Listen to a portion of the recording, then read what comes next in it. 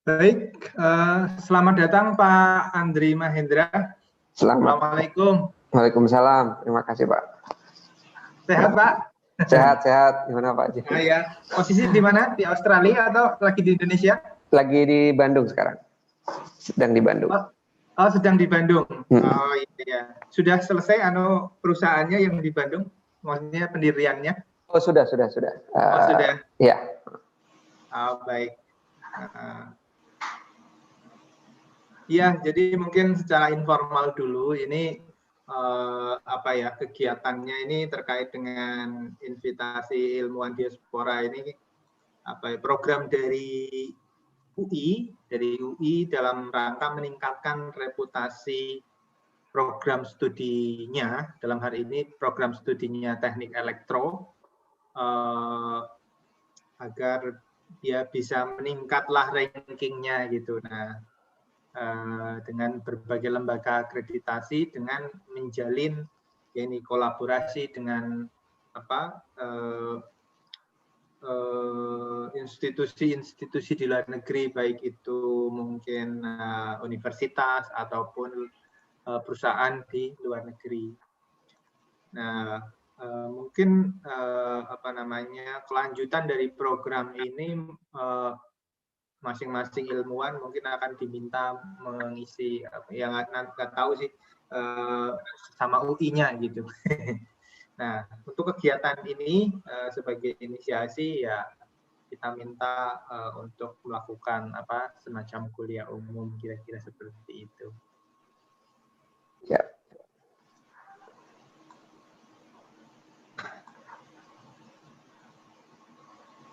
Nah, adapun hari ini kuliah umumnya kemudian saya gabung dengan mata kuliah yang saya handle, yakni topik khusus telekomunikasi.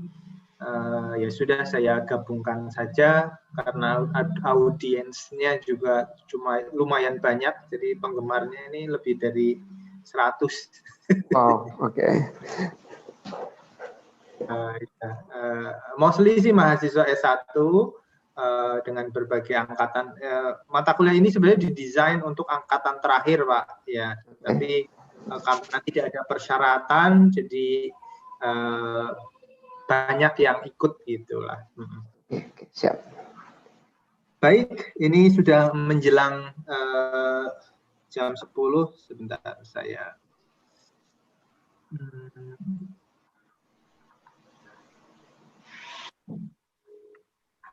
Kita mulai saja ya, Bapak-bapak dan adik-adik mahasiswa. Assalamualaikum. Bentar, saya rekam dulu. Oh, YouTube aja. Oke, bismillahirrahmanirrahim. Assalamualaikum warahmatullahi wabarakatuh. Terima kasih yang saya hormati Bapak Dr. Andri Mahendra dari Nislab Limited yang berbasis di kantor pusat di Sydney, Australia. Pak Andri ini juga merupakan founder dari Nislab ini. Beliau menamatkan S3-nya, studi doktoralnya dari Electrical and Information Engineering. Dari Sydney University, the University of Sydney. Kemudian S2-nya dari Bandung dan S1-nya dari Universitas Jenderal Ahmad Yani Bandung. Sudah banyak pengalaman akademik dan profesional yang sudah dilakukan oleh Pak Andri, dan honor dan award yang paling terbaru adalah SPIE Startup Challenge Semifinalis 2020 dari San Francisco, USA. Nominated for University of Sydney Alumni Innovation Award 2018, dan masih banyak ini puluhan apa namanya awards dan honornya. Baik, tentu sangat banyak kalau saya baca semuanya bisa selesai ini waktu kuliahnya. Oke, baik, agar lebih efektif untuk memanfaatkan waktu, dipersilahkan dengan hormat kepada Bapak Dr. Andri Mahendra untuk menyampaikan perkuliahannya. Share screen sudah saya aktifkan. Buka dong, ya Allah. Apa, boy? Baik. Terima kasih sebelumnya. Ini gambar saya bergerak nggak ya kalau di sana? Enggak ya? Enggak, dari tadi diam saja. Iya, kenapa ya? Saya belum tahu. Coba saya share screen ininya aja Pak ya. Iya. Presentasi saya ya. Boleh. Ya. Oke. Nah, kalau sekarang bisa lihat PPT-nya? Iya, PPT-nya oke. Oke. Baik, saya coba share. Baik, terima kasih. Assalamualaikum warahmatullahi wabarakatuh. Selamat pagi semuanya. Ya, terima kasih untuk kesempatan ini dari Prof. Ajib dan UI yang telah mengundang saya untuk sharing pengalaman dan ilmunya di mata kuliah apa ya tadi, telekomunikasi Pak ya, telekomunikasi ya. Jadi yang saya sharing untuk topik minggu ini tentang menemukan inovasi dalam penelitian di dalam research. Jadi saya bakal cerita sedikit mungkin ilmu yang sudah saya implementasikan, saya dapatkan dalam membangun Nixlab. Tapi mungkin minggu depan dan minggu berikutnya akan lebih detail tentang bagaimana implementasinya. Untuk hari ini saya akan mencoba menjelaskan beberapa definisi dan kategori apa itu inovasi, kemudian entrepreneurship, apa kaitannya dengan inovasi, kemudian juga saya akan menjabarkan beberapa deskripsi tentang passion, bagaimana passion ini menjadi menginisialisasi sebuah ide atau teknologi, kemudian kita bisa membuat komersialisasi dari ide ini. Yang kelima, saya juga akan jelaskan gimana kita akan bisa atau membuat atau mengembangkan sebuah produk yang pionir atau sangat berguna atau valuable di masyarakat atau di publik. Yang terakhir, bagaimana cara kita untuk menginisialisasi penelitian yang bisa menghasilkan suatu inovasi yang berguna di masyarakat. Oke, nah sekarang pertama mungkin inovasi. Inovasi seringkali kita dengar tidak hanya di luar atau di dalam negeri, seringkali kita lihat di berita ada universitas atau apa namanya banyak industri yang menjelaskan inovasi mereka. Tapi kebanyakan yang kita dengar, inovasi itu sama kayak invention atau ide. Inovasi hanya kalau di masyarakat kadang identikal dengan ide, tapi sebenarnya tidak. Inovasi harus dieksekusi atau dikomersialisasi. Jadi idenya itu harus dikali dengan komersialisasi atau eksekusi. Jadi kalau misalkan idenya nggak ada, komersial juga pasti nggak ada. Jadi kalau idenya ada satu, komersialisasi nggak ada, itu bukan inovasi.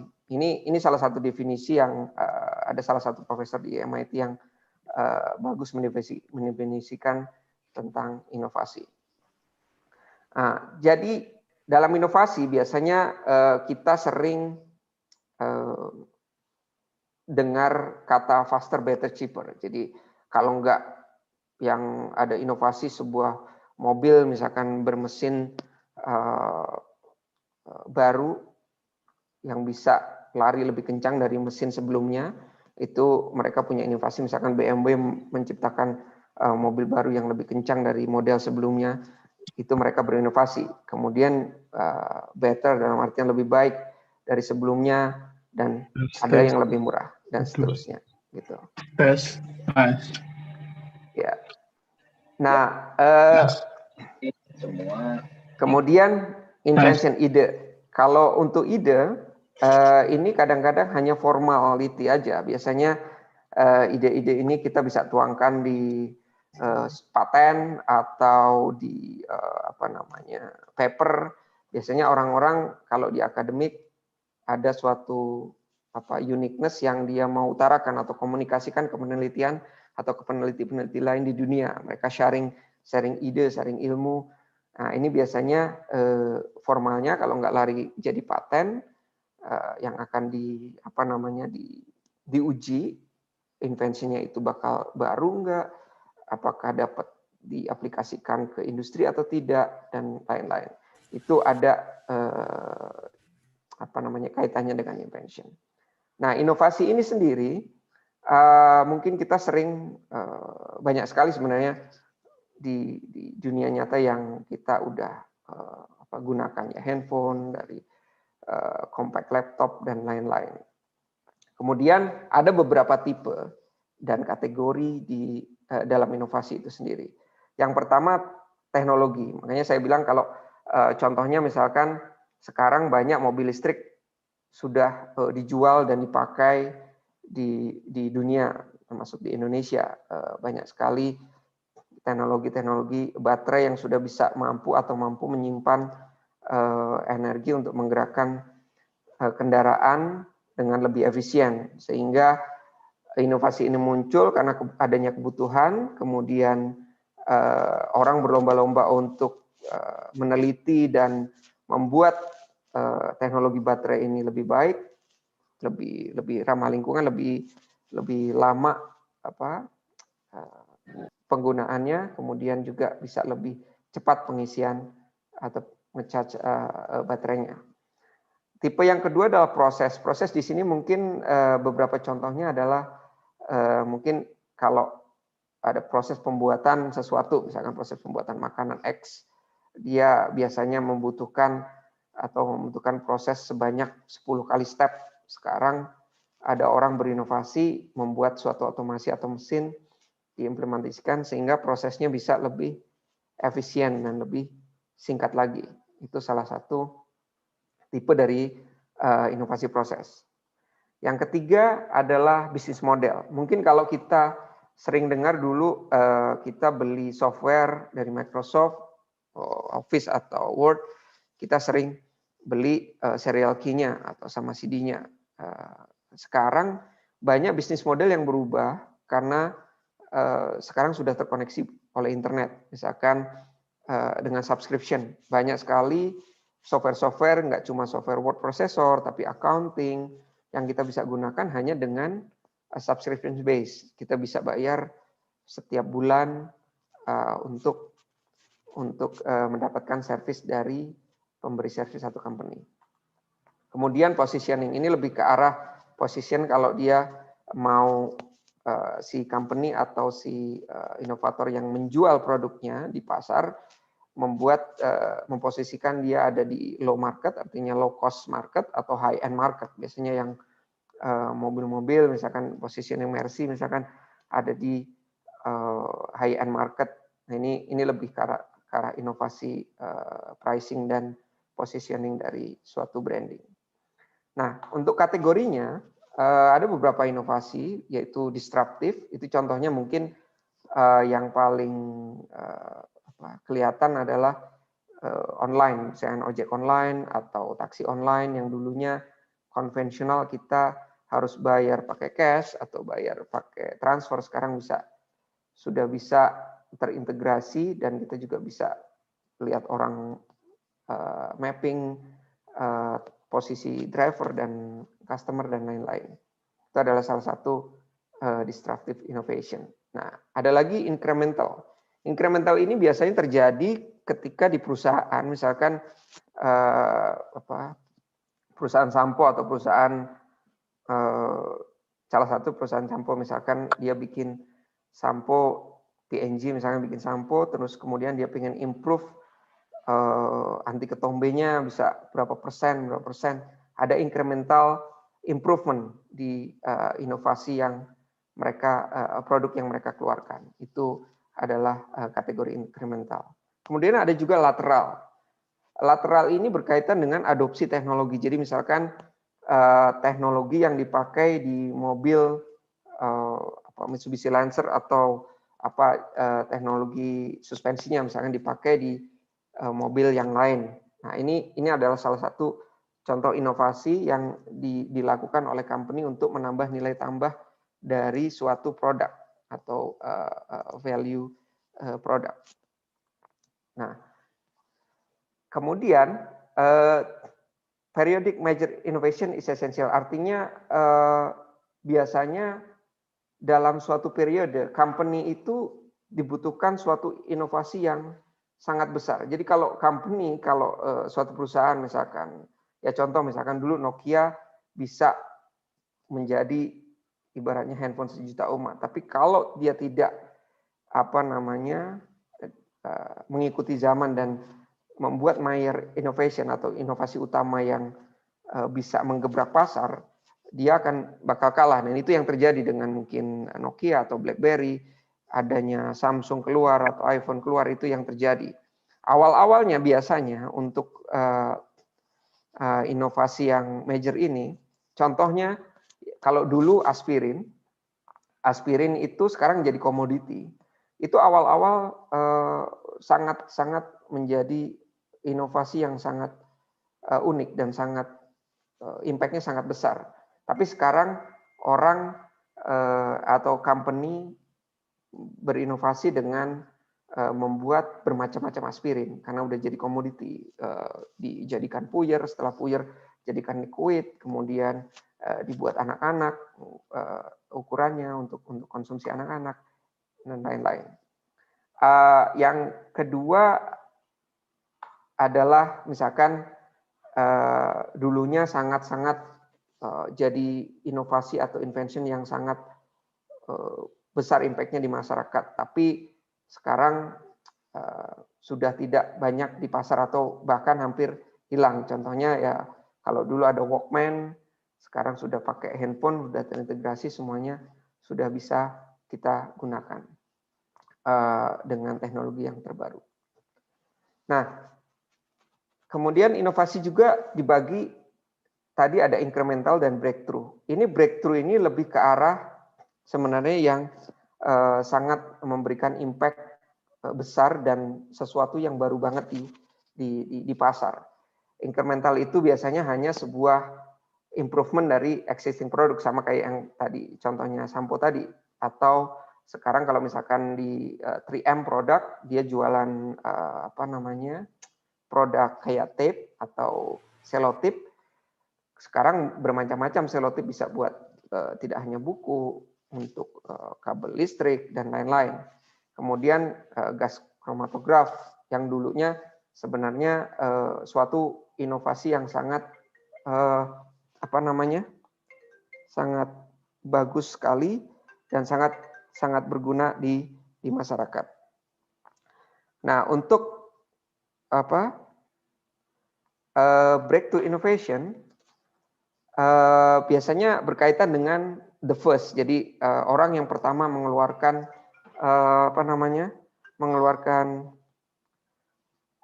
artinya inovasi pertamanya. Jadi dia berinovasi membuat tape ini sehingga ada di pasar. Itu suatu breakthrough.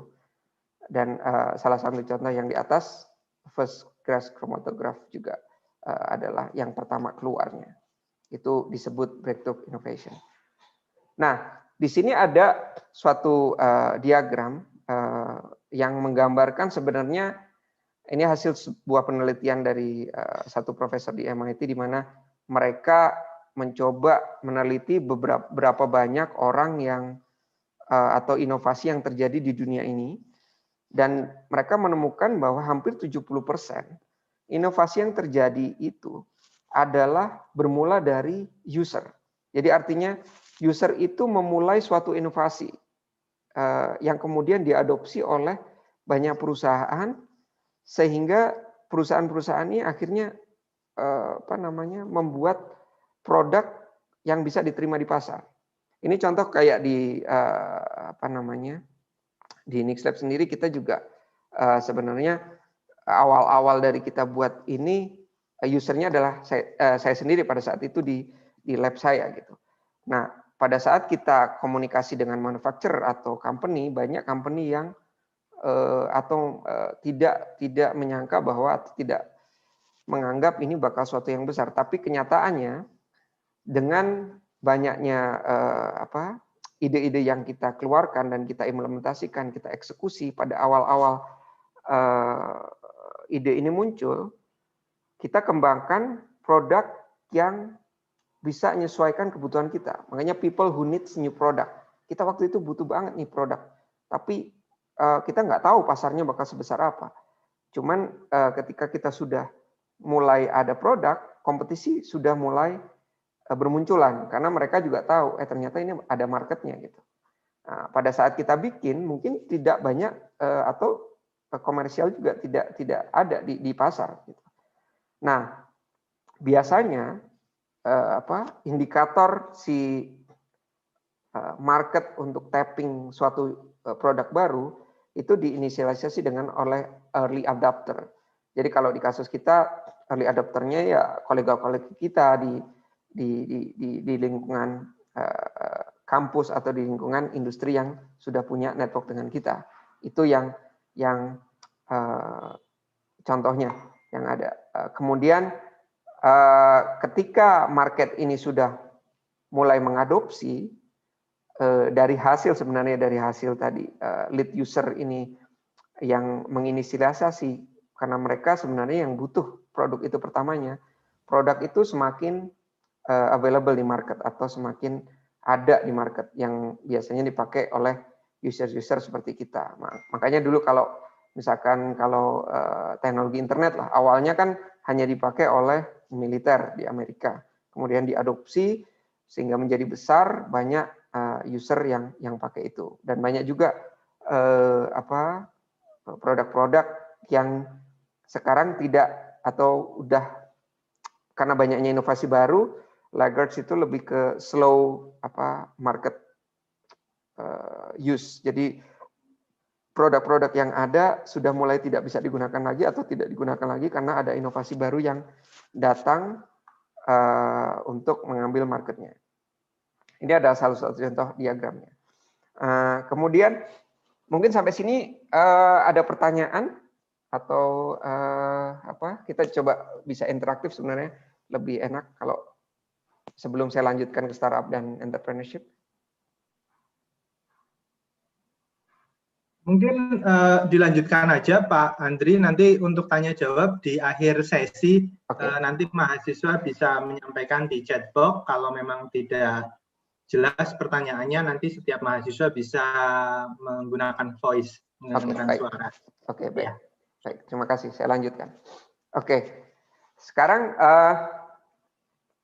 kalau di dunia digital atau dalam mungkin 5 tahun terakhir kita punya internet, kita berpikir banyak mahasiswa atau orang di dunia ini berkaitan dengan startup dan entrepreneurship. Mungkin kalau kita seliuran sering banyak dengar ada Bukalapak, Tokopedia, startup Gojek, Unicorn, dan lain-lain. Ini sebenarnya juga berkaitan dengan ide-ide yang mereka eksekusi di pasar, tapi mereka mencoba membuat ini jadi besar gitu. Jadi mereka membuat startup. Nah, di sini saya akan coba definisikan startup dan entrepreneurship itu sendiri. Definisi dari entrepreneurship sebenarnya dibagi dua. Pertama adalah small medium enterprise, di mana kalau small medium enterprise ini berkaitan dengan local use atau local service, biasanya toko kelontong atau orang jualan di pasar, distribusi lokal gitu. Ini kaitannya sama small medium enterprise, UMKM lah kalau di Indonesia. Nah, ini biasanya tidak berorientasi ke bigger market atau keluar ekspansi ke luar misalkan. Yang kedua adalah innovation driven enterprise. Nah, Yang kedua ini biasanya ini type of company yang pengen scale up tinggi. Misalkan pengen jadi global company. Kayak mungkin dulu Google atau Facebook yang dulunya cuma di kampus tapi pengen jadi global sehingga sekarang menjadi mendunia. Itu salah satu contoh innovation driven enterprise.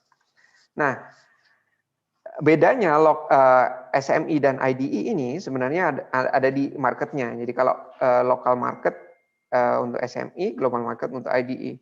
Nah, kita tahu local market ini di semua negara, hampir di seluruh negara ini adalah suatu penyumbang terbesar di ekonomi. Jadi IDE ini kadang-kadang cuma didominasi oleh kayak monopoli sih sebenarnya ibaratnya.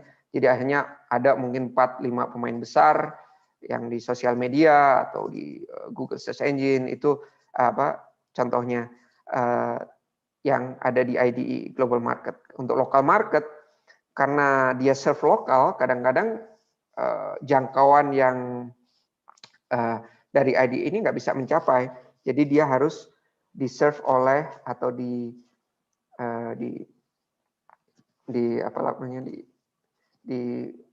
service oleh small medium enterprise. Nah, salah satu indikator atau ciri dari small medium enterprise atau UKM atau MKM yang biasa di daerah-daerah atau di sekitar kita, cash flow-nya itu biasanya linear. Linear kemudian dia akan flat seiring waktu karena dia hanya service lokal dan biasanya tidak membutuhkan dana besar untuk memulainya. Misalkan jualan online tapi marketnya misalkan ada di Indonesia saja, misalkan dengan cash finance pribadi. Kemudian yang global market bedanya di global market biasanya orang atau company itu membutuhkan dana yang besar untuk tapping market luar negeri. Misalkan kayak contoh Apple atau mobil itu kan butuh infrastruktur, dia harus bangun hardware-nya, software-nya, dan itu biasanya kalau contoh Apple aja, kalau mau mengeluarkan produk, dia harus at least research dan memastikan produknya itu bisa diterima di pasar. Kalaupun mereka tidak bagus, mereka harus delay. Nah itu dalam waktu delay ini dan pengembangan produk dia bakal membutuhkan cash yang sangat besar atau finance yang cukup untuk mendanai operasional, R&D dan lain-lain. Nah, di sini kriteria yang biasanya dia akan loss banyak finance atau banyak uang di awal-awal. Itu juga sama kalau sering dengar istilah burn cash kalau di startup di Indonesia, mungkin banyak juga startup di kita yang sebenarnya banyak burn cash tapi dia tidak ngasilin profit, masih nunggu sebenarnya momentum profitability-nya di kemudian hari. Nah, cirinya juga yang global market ini biasanya revenue atau profitnya bakal eksponensial ke depannya. Jadi target mereka setelah menggebrak dunia seperti contoh Apple jualan iPhone, jualan MacBook atau yang lain-lain, mereka berambisi bahwa itu bakal ngetap seluruh market yang ada di dunia. Sehingga kita bisa tahu kalau kita cuma jualan di lokal ya udah orang lokal aja, revenue-nya pasti hanya segitu aja. Tapi kalau kita berpikir global market pasti akan besar juga di kaitannya dengan revenue dan lain-lain. Nah, kemudian ada mitos tentang entrepreneurship, di mana kadang-kadang kalau kita bicara entrepreneurship atau jadi pengusaha, orang itu harus pinter di kelasnya. Oh, dia harus jago, punya ide-ide brilian gitu, dan dia high achiever gitu. Pada kenyataannya yang saya temui dan saya tahu pengusaha-pengusahaan itu juga kadang bukan IPK-nya yang harus 4 atau sempurna di kelas atau paling pintar di kelas, tapi bagaimana orang itu bisa fokus.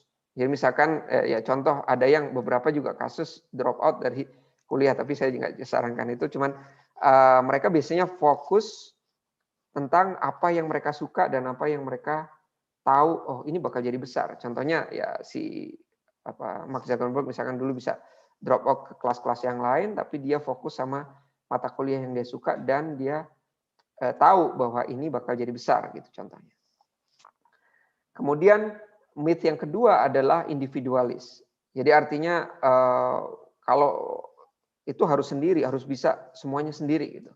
Tapi kenyataannya perusahaan-perusahaan besar, perusahaan terutama yang unicorn dan yang lain, even yang udah besar pun kayak Google, dia ada co-foundernya. Jadi nggak cuma satu orang. Ada beberapa company sukses dengan cuma satu orang, tapi biasanya mereka akan ngebangun tim setelah dia menemukan bisnis model yang tepat.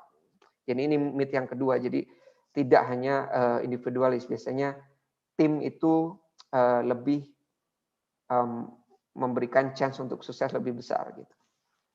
Nah, yang ketiga adalah born not made. Artinya pengusaha itu dilahirkan, dia punya ilmu-ilmu untuk jadi pengusaha itu karena udah bakat lahir gitu. Padahal banyak sekali sekarang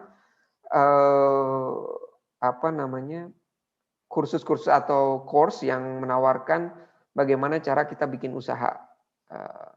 Enggak di Indonesia atau di dunia, akselerator, inkubator. Cuma salah satu yang paling bagus mungkin jadi referensi itu salah satu yang di San Francisco itu Y Combinator, itu salah satu yang terbaik. Bahkan mereka ngasih course untuk someone yang atau orang yang pengen jadi founder gitu. Bagaimana sih mengeksekusi idea gitu. Mereka share berapa puluh tahun mereka punya pengalaman bagaimana sih si orang yang punya ide ini pengen jadi komersial, baik di sisi bidang-bidang hardware, software dan lain-lain. Nah, itu yang jadi mitos yang mungkin kurang tepat. Yang keempat adalah risk. Jadi kadang-kadang orang berpikir, oh pengusaha ini orangnya istilahnya harus senang dengan resiko atau berani banget dengan resiko. Itu benar, tapi resiko yang kayak gimana? Resiko sebenarnya harus dibarengi mungkin dengan ilmunya, dengan capability. Nanti saya akan jelaskan lebih lanjut. Ini risk yang lebih ada perhitungannya. Itu yang seharusnya dipakai untuk referensi sebagai entrepreneur. Kemudian yang kelima adalah karisma. Jadi banyak orang yang berpikir, wah dia bisa jadi sukses karena karisma dia. Padahal kalau kita runut, kadang-kadang orang yang punya karisma, mungkin kayak Steve Jobs, mungkin atau orang-orang yang sukses. Tapi kalau lihat ke belakangnya, lihat sejarah mereka juga punya sisi lain yang kita kadang tidak tahu gitu. Mereka struggle-nya, harus bagaimana cash flow-nya ketika harus pinjam sana sini untuk menjadi sukses. Itu yang jadi mitos yang kelima. Yang keenam adalah disiplin. Kadang-kadang disiplin dalam artian terlalu terpaku sama suatu metode mungkin membuat decision atau membuat keputusan. Padahal di startup itu kita kadang-kadang membuat keputusan itu kadang-kadang dibutuhkan pada saat itu gitu.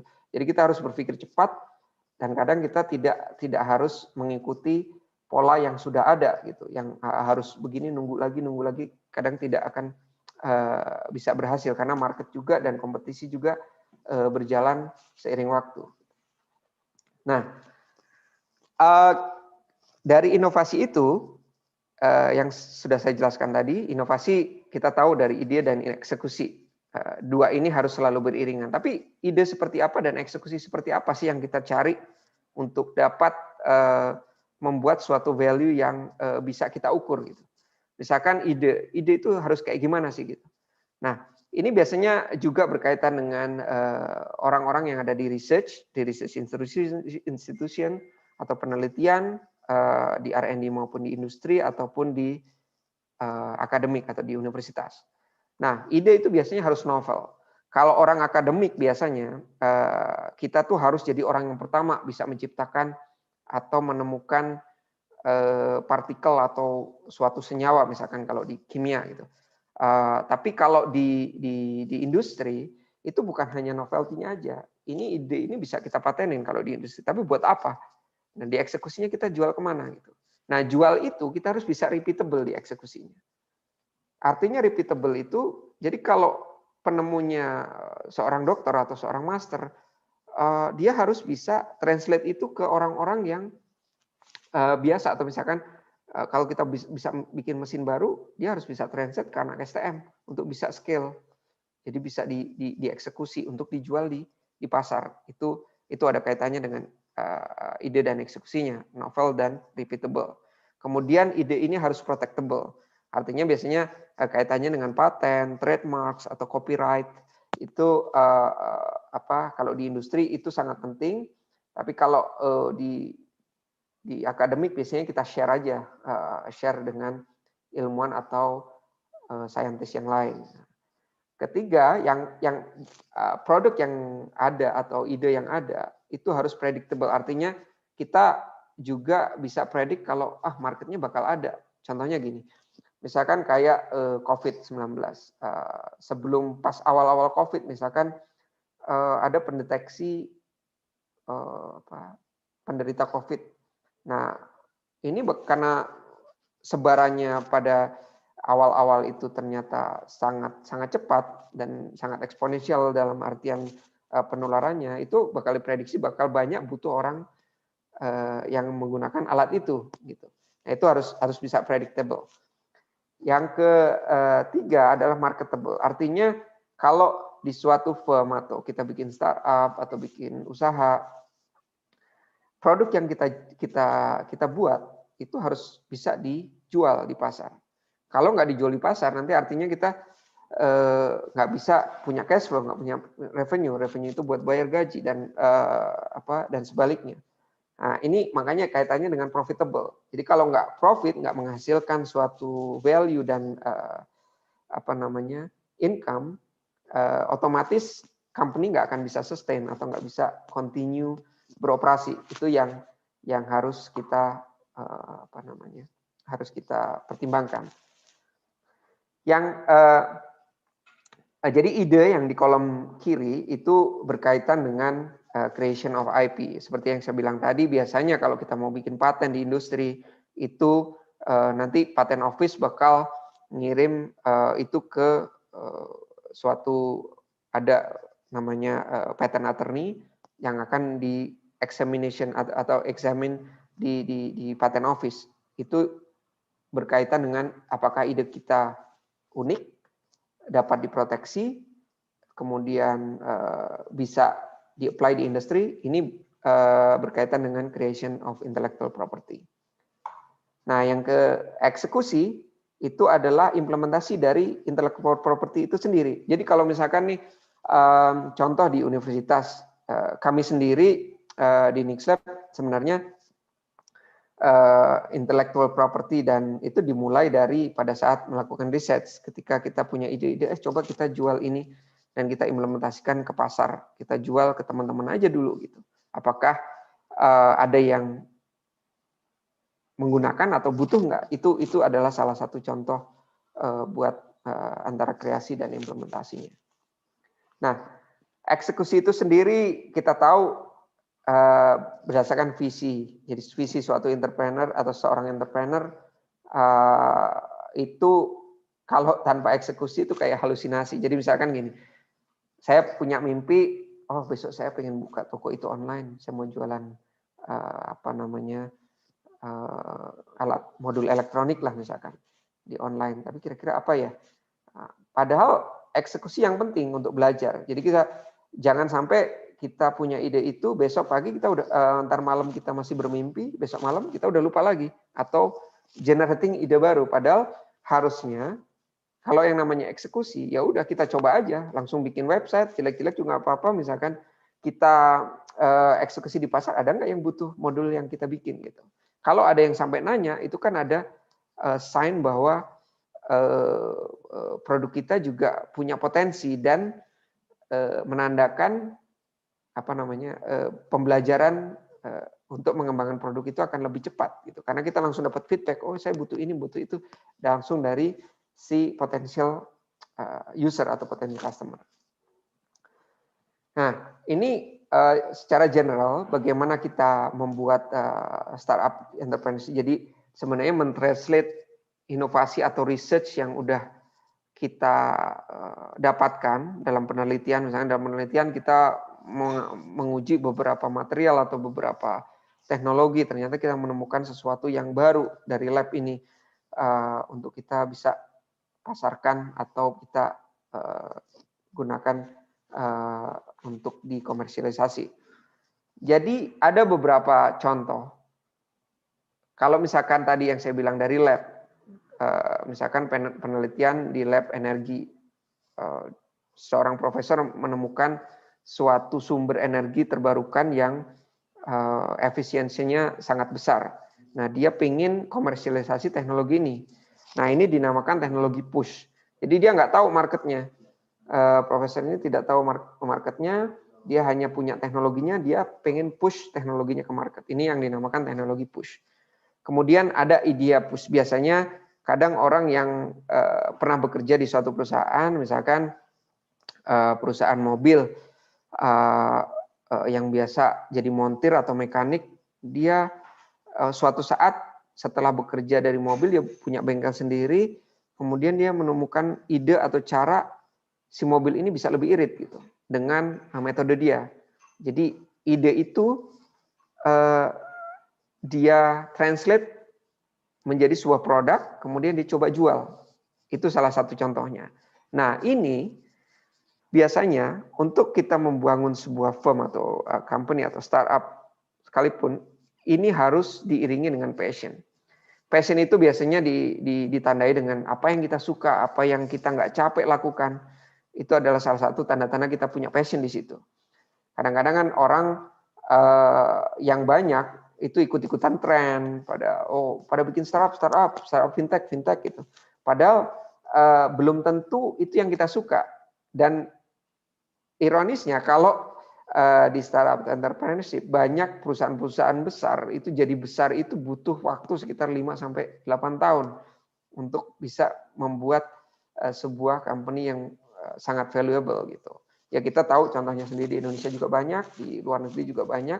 Bahkan Amazon sekalipun 2 tahun pertama Jeff Bezos juga tidak punya revenue. Tapi dia tetap karena passionnya tentang teknologi dan internet, dia percaya bahwa suatu saat ini bakal menghasilkan. Nah, ini berkaitan dengan passion itu sendiri. Nah, dari ketiga passion, teknologi, dan idea ini, ketiga faktor ini, sebenarnya banyak faktor yang dapat menambah probability untuk sukses. Ini sebenarnya saya rangkum dari banyak buku. Salah satunya adalah knowledge dan pengalaman saya sendiri. Jadi kalau kita punya knowledge, artinya knowledge di bidang yang kita suka, biasanya kita akan punya competitive advantage yang lebih. Karena kita namanya bikin company atau bikin usaha itu kayak kita ngelakuin olahraga sih, sport yang kayak nggak ada habisnya sebenarnya waktunya. Jadi kayak 24 jam kita ngelakuin itu. Kalau kita main basket paling 2 jam selesai, game habis, kita menang atau kalah. Tapi kalau di dunia bisnis kadang kita harus kompetisi 24 jam seminggu, tiap hari, nggak peduli Sabtu Minggu, karena kita harus compete teknologi, compete marketnya. Nah, ini butuh knowledge yang cukup untuk bisa kita bangun company yang bagus. Kedua adalah capability. Jadi kita harus juga punya modal capability atau capable untuk membuat suatu produk. Jadi jangan cuman kita tahu sisi bisnisnya, tapi kita nggak punya orang atau kita nggak punya pengetahuan, kemampuan membuat produk. Ada desain produk. Oh, saya jago software, tapi itu nggak tahu hardware-nya. Kita harus rekrut hardware-nya. Nah, itu adalah salah satu faktor yang penting. Jadi ketika mungkin kayak Steve Jobs dengan Steve Wozniak saling berkolaborasi, dia tahu capability masing-masing, menggabungkan ide dan teknologi mereka dan passion mereka untuk membuat suatu organisasi atau company. Yang ketiga adalah connection. Connection itu penting. Jadi artinya gini, kalau kita punya koneksi atau network yang bagus, misalkan punya teman yang, saya misalkan bikin sirkuit hardware atau software, kita tahu teman yang jago software, kita bisa tap atau bisa rekrut dia. atau juga mungkin supplier, kita udah tahu kita harus bikin kalau mau prototyping sesuatu, oh saya punya teman SMA dulu sekarang punya usaha ini gitu. Itu juga sangat penting karena kita di startup atau di perusahaan itu biasanya apa namanya bergelut dengan waktu, artinya kita deadline banyak dari customer, itu kita juga harus bisa mengefisiensikan supply chain. Nah itu salah satunya lewat koneksi ini sangat berguna. Nggak cuma untuk supply chain, bisa juga untuk jualan dan lain-lain. Yang keempat adalah financial asset. Jadi di sini apa namanya? Kalau tadi ada IDA, ada SME, itu financial asset biasanya sangat penting, apalagi kalau kita mau go to global market. Jadi kalau zaman sekarang misalnya startup banyak yang fundraise, artinya mereka cari investor buat eksekusi ide mereka gitu. Nah itu sebenarnya yang mereka lakukan adalah mengenerate financial asset, artinya untuk beroperasi, untuk melakukan inovasi dan melakukan eksekusi market, dia butuh pendanaan. Ini juga sangat penting, apalagi kalau ada sisi hardware-nya. Kalau sisi software mungkin sekarang banyak sekali yang dengan modal laptop dan uang yang tidak banyak, kita bisa juga mengeksekusi atau membuat sebuah company. Kemudian name recognition. Name recognition ini juga berguna. Misalkan kita punya sebagai seorang profesor atau ahli di bidang baterai atau apa gitu. Untuk menjual baterai akan lebih mudah karena kita sudah punya reputasi di bidang itu. Jadi kalau misalkan kita membuat company, terus kita portfolio atau about company-nya ada nama kita, itu juga akan membuat si calon customer atau user itu bakal lebih pede ke kita gitu untuk memakai produk atau service kita. Kemudian yang keenam adalah past work experience. Ini sangat penting sebenarnya karena kadang-kadang kita atau seorang yang fresh grad yang baru lulus kuliah kadang tidak pernah namanya pergi ke dunia nyata untuk jualan, untuk membuat produk. Nah ini kalau kita udah punya pengalaman, biasanya tahu bisnis cycle, mana marketing, kemudian secara legal, secara macam-macam sudah tahu, akan lebih mudah untuk menjalankan suatu company atau suatu usaha gitu. Ini sangat penting sekali faktor kesuksesan untuk suatu perusahaan. Makanya kalau kita lihat startup yang didanain atau perusahaan-perusahaan yang berhasil, kadang-kadang mereka sebenarnya sudah punya pengalaman jauh sebelum mereka membuat perusahaan itu, gitu, sehingga dapat mempermudah menjalankan suatu usaha itu. Nah, yang ketujuh ini passion itu. Passion ini ya gabungan tadi ke teknologi dan ide, di mana seseorang yang punya passion, kadang-kadang kalau kita punya passion yang lebih, kita nggak kerasa kerja itu dari pagi sampai pagi lagi sampai nggak kerasa karena kita suka gitu. Kita sangat antusias dengan apa yang kita kerjakan. Nah itu salah satu model besar buat kesuksesan suatu perusahaan. Nanti saya jelaskan kenapa ini sangat krusial di next slide. Kemudian ada komitmen. Nah komitmen ini jadi satu faktor penting. Jadi misalkan ada banyak startup yang gagal juga karena si foundernya atau si penemu idenya ini tidak mengeksekusi dan tidak berkomitmen untuk menjalankan bisnisnya. Kadang-kadang ada mungkin sering dengar cerita, 2 founder, 3 founder, satunya keluar tidak komit. Kemudian 2 founder ini harus bekerja sendiri tapi akhirnya gagal. Jadi tidak ada komitmen di antara mereka untuk mengembangkan bisnis atau membuat value perusahaan lebih besar. Itu yang harus dipertimbangkan. Nah, startup sendiri sebenarnya startup itu kalau ini didefinisikan oleh salah satu veteran di Silicon Valley namanya Steve Blank. Beliau mendirikan beberapa startup yang sukses.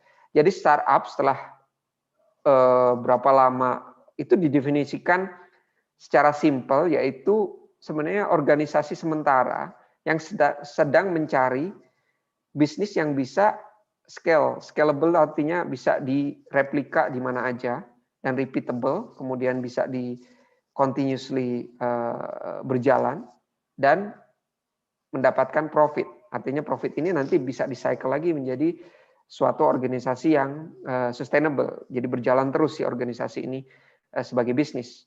Nah,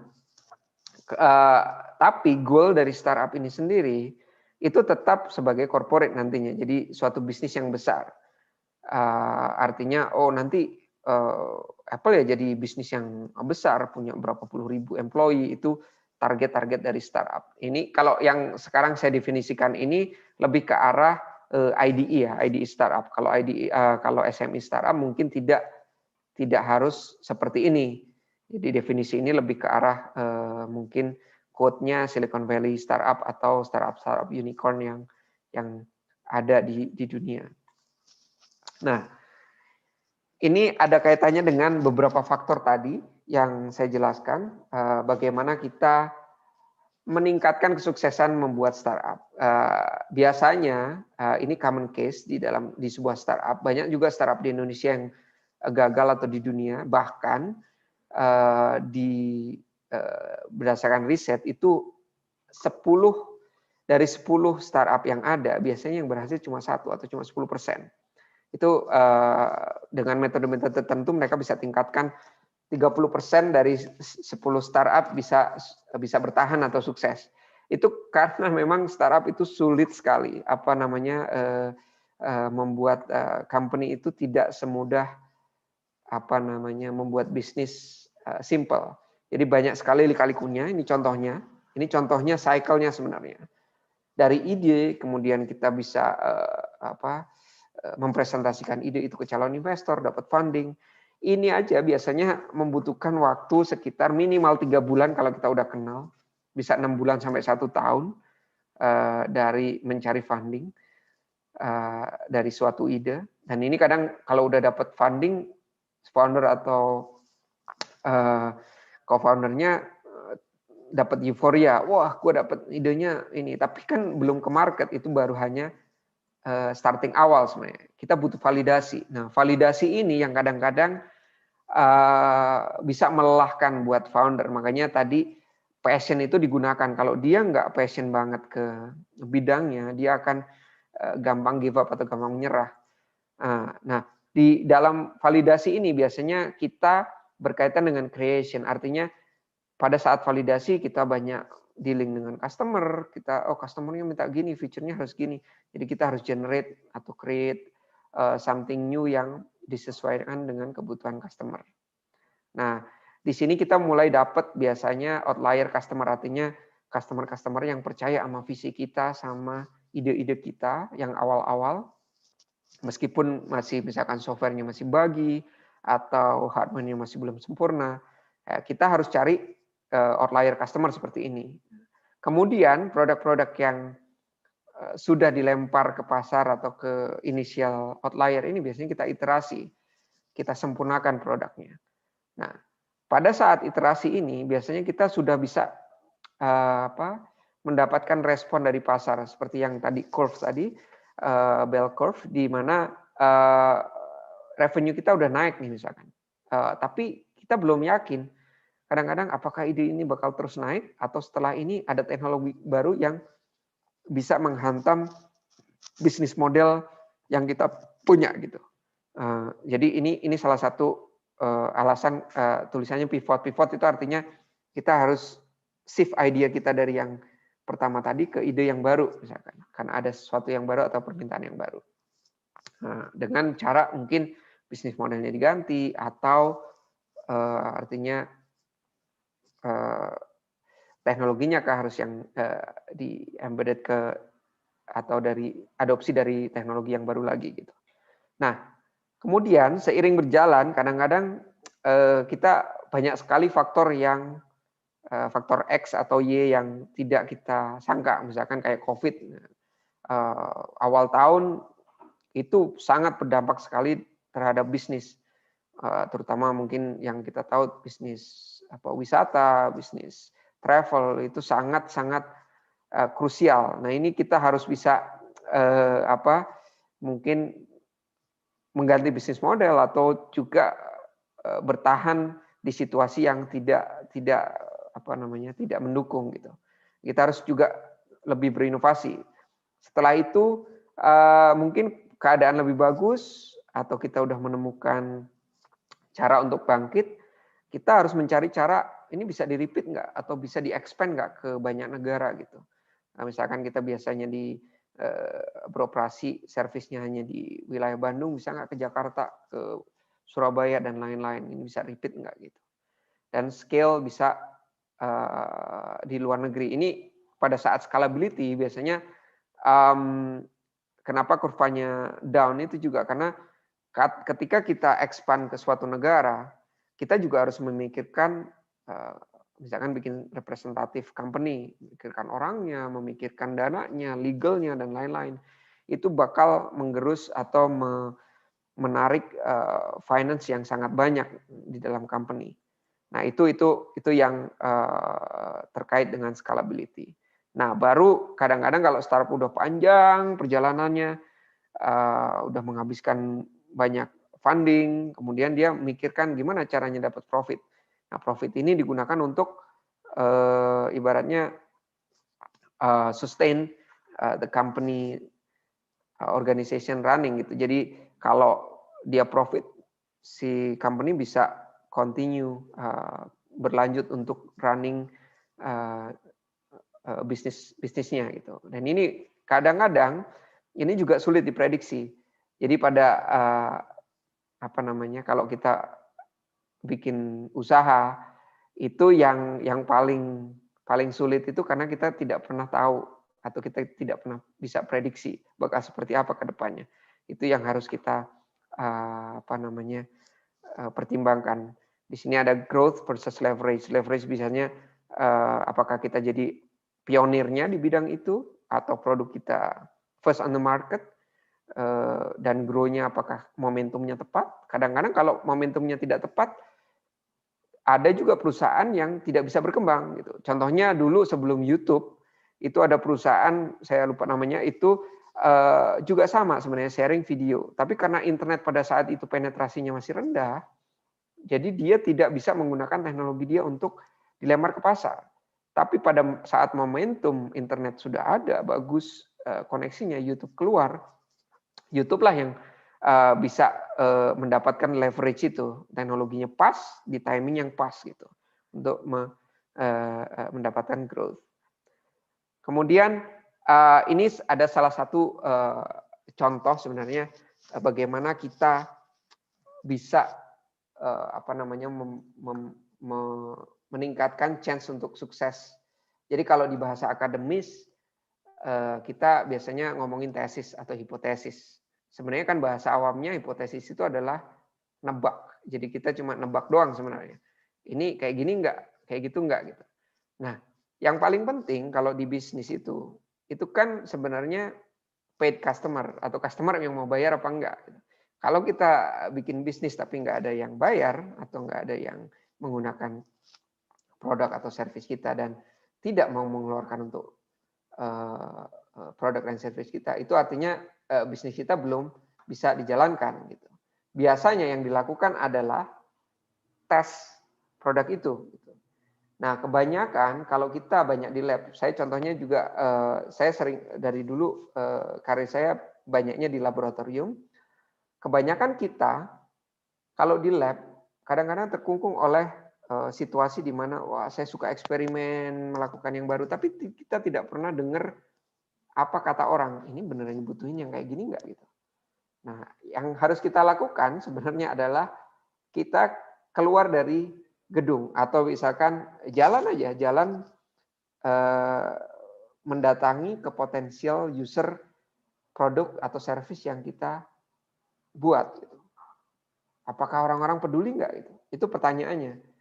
Kalau orang nggak peduli atau orang nggak mau ini, biasanya itu adalah salah satu testing atau guess yang kita bisa eliminasi. Artinya ini berarti ide ini kurang bagus gitu.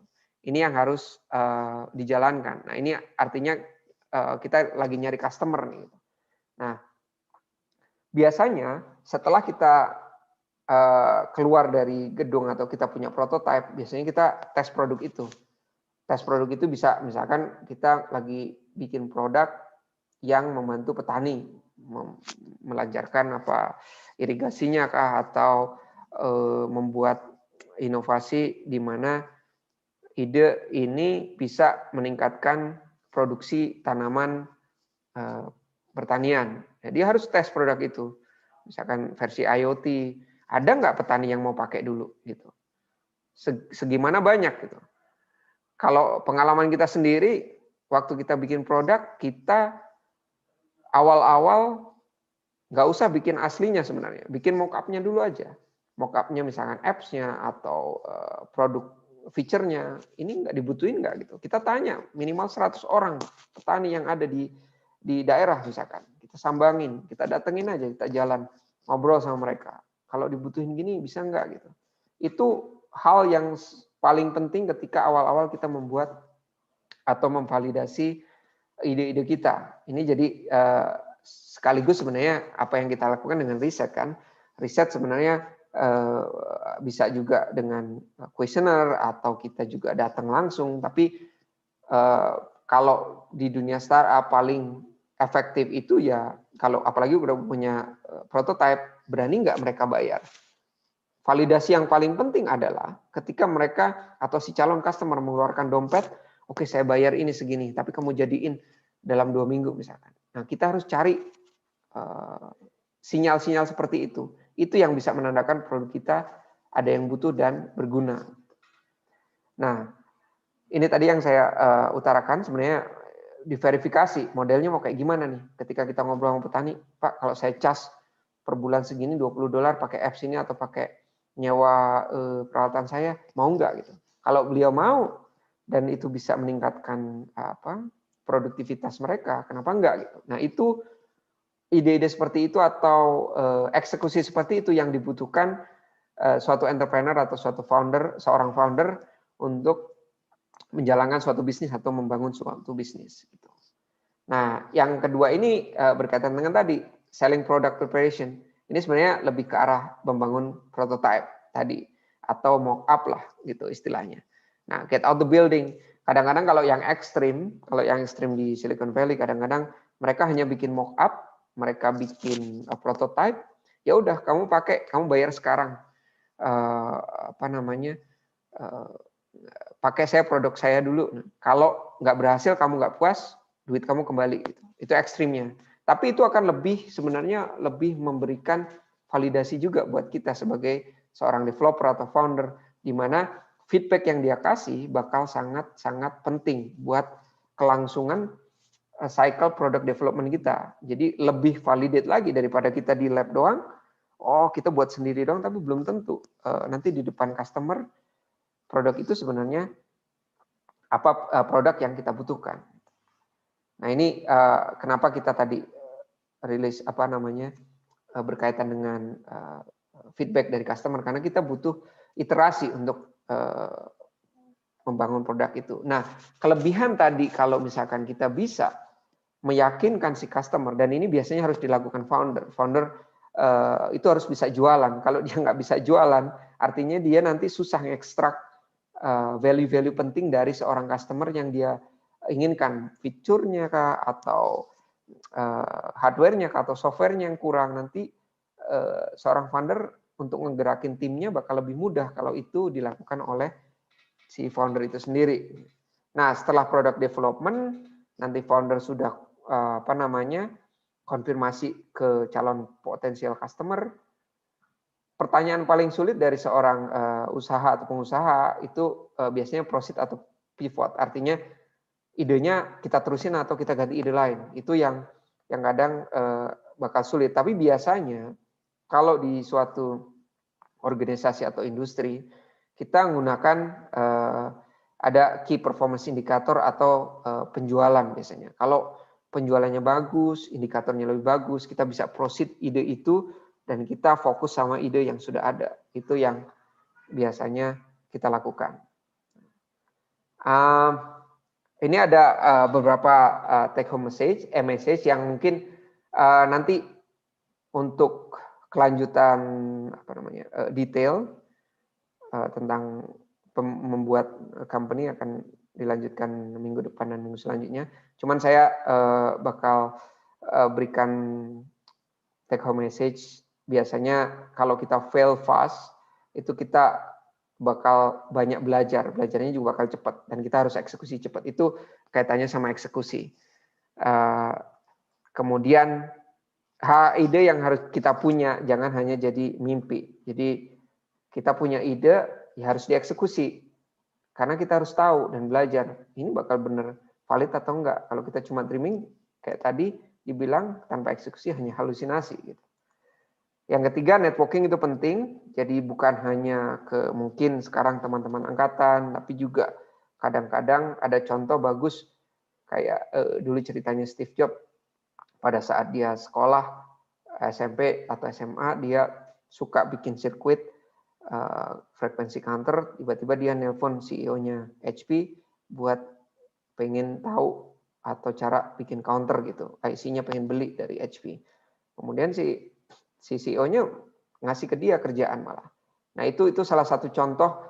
Mungkin kadang-kadang networking nggak harus kita udah kenal juga. Kadang-kadang kita juga bisa nyapa orang yang kita nggak kenal atau kenal dengan orang-orang yang sudah sukses di bidangnya juga, itu sangat penting. Nah, endure the pain itu lebih ke arah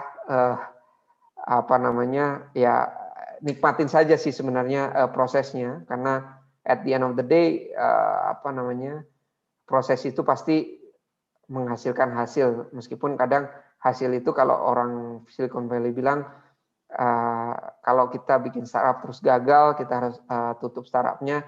Orang bilang bukan gagal sih, itu adalah suatu experience karena kalau kita ngebangun usaha atau membuat inovasi dan punya dari hasil riset kemudian kita komersialisasi ke pasar tapi sangat sulit sekali ya, memang harus seperti tadi komitmen dan lain-lain yang kadang-kadang buat seorang founder atau pendiri itu banyak susahnya gitu. Nah, kita harus sangat kuat dengan itu. Nah, ini ada beberapa referensi yang sangat bagus yang menurut saya bisa dijadikan bacaan dan juga ada salah satu kalau Y Combinator itu ada free course-nya juga, startup school-nya juga, itu bagus sekali, apalagi yang dari mahasiswa. Saya juga ngebangun Nix Lab ini pada saat saya menjadi mahasiswa, jadi resource dari university dan lain-lain biasanya akan lebih kalau kita bilang resourcefulness, artinya kita nggak akan kehabisan resource gitu. Mau nanya expert di university, kita ngetok aja, kita bilang student atau apa, kadang-kadang kita butuh software, ada student version, jadi untuk membuat ide-ide mengeksekusi itu akan lebih mudah.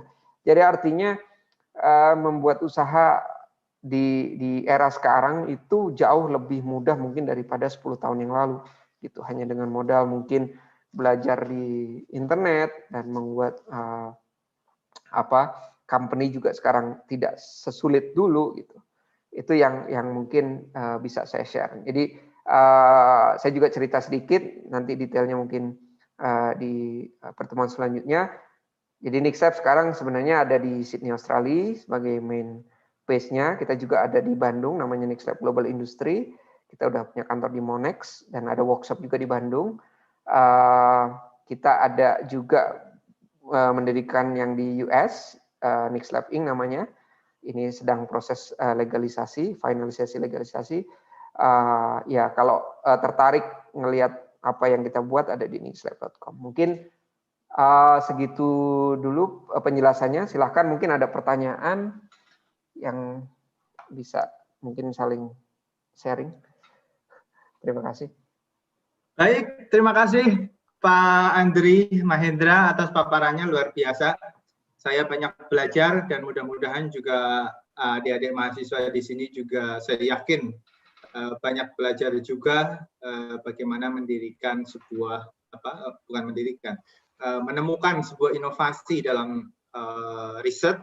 Riset ini tidak hanya untuk sekedar akademis saja, tapi bagaimana bisa memonetize-nya, dan mungkin untuk detailnya kita masih punya 2 minggu ke depan yang bisa mudah-mudahan bisa memberikan inspirasi yang lebih mendalam pada kita semua. Baik, untuk topik kali ini saya persilahkan kepada adik-adik mahasiswa bagi yang ingin bertanya menuliskan pertanyaannya di chat box.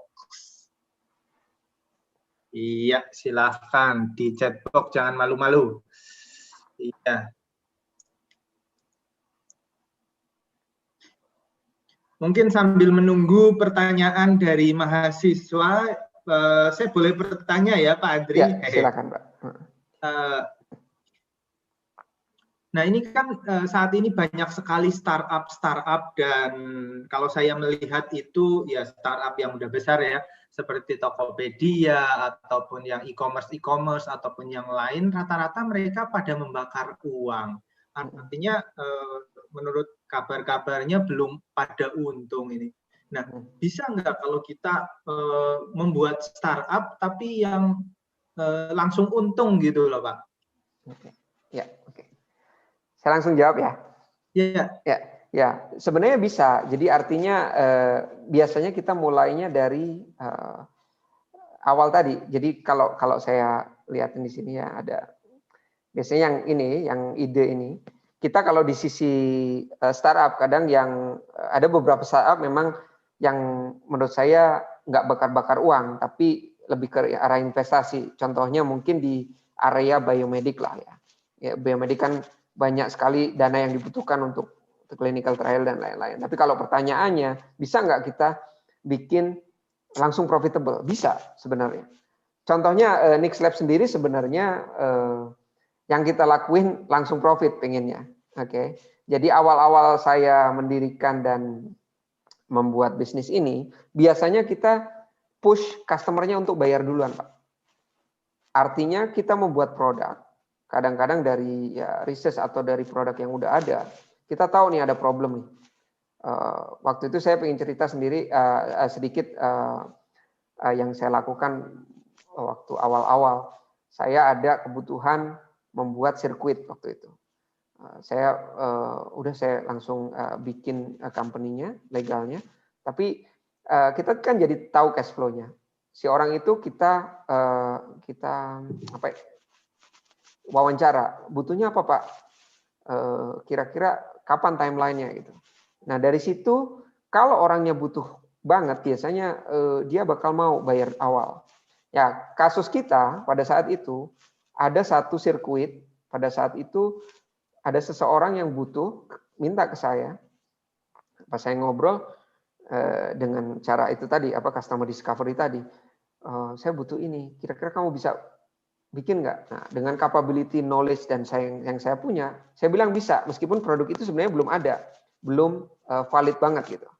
Tapi saya bilang itu bisa dilakukan karena saya tahu teorinya, saya tahu belinya di mana aja, bikinnya kayak gimana gitu. Nah, itu kan kita sebenarnya bisa hitung Pak dari awal kan kebutuhan produk dia yang dia butuhkan. Pada saat itu saya bisa ngitung kebutuhan dia ternyata cuma $800. Waktu itu saya cas $2.500 dari kebutuhan itu dengan timeline yang cuma sebentar. Oh, kalau segitu sih saya bisa, tapi saya bisa jadi lebih kayak ke arah negosiasi. Nah, artinya kan dengan saya butuh cuma $800 untuk ongkos kerja dan beli material, saya jual 2.500, berarti saya untung besar kan? Ya kan? Artinya saya udah untung 1.000 lebih gitu. Nah, hal-hal seperti itu yang harus di-repeat untuk sebuah usaha. Nggak apa-apa sebenarnya ketika kita lagi misalnya sambil ngajar atau saya jadi mahasiswa gitu, usaha sampingan Sabtu Minggu kita cari customer gitu kan untuk usaha itu. Nah, itu akan lebih bagus. Banyak contoh sebenarnya mungkin pernah dengar Mailchimp. Mailchimp itu marketing platform di dunia yang dia kirim-kirim email buat advertising sebenarnya.